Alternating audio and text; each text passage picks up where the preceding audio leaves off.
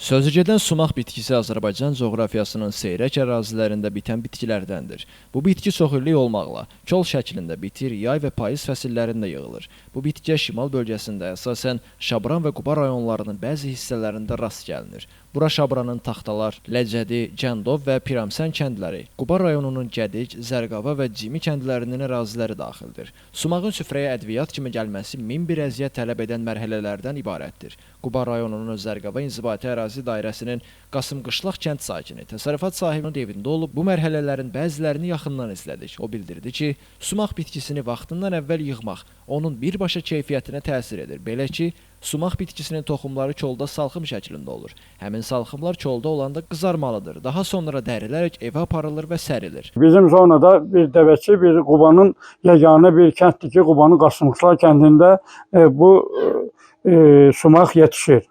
Bu da çox xeyirli və bir bitkidir. Süfrələrdə istifadə edirik. Süfrələrimizdə istifadə edirik.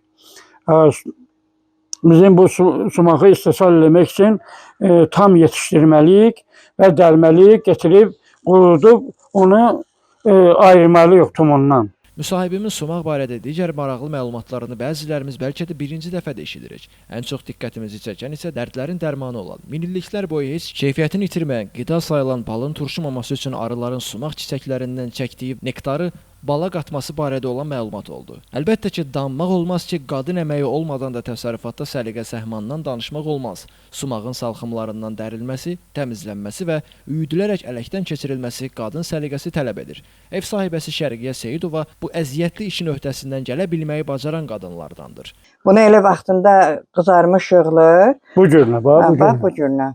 Bu cürünə yığılır, bax bu cürünə. Vaxtında yığılır. Özü qızarıb, yığılır və istehsal olunur. Yerə sərib biraz quruturam, götürürəm. İllərdir təbiətin bəxş etdiyi bu nadir bitkinin tədarükçüsü olan həmsöhbətlərimiz sumağın qida kimi istifadəsindən xalq təbabətində istifadəsinə dək olan faydaları barədə bol məlumat verdilər. Qeyd edək ki, Quba və Azərbaycan xalçaçılığında xalça iplərində xüsusi rəng olan sumağı rənginin almaq üçün məhz sumaq bitkisindən istifadə olunur. Elvin Qudratov, Aydın Adgözəlov, Bu gün informasiya proqramı üçün.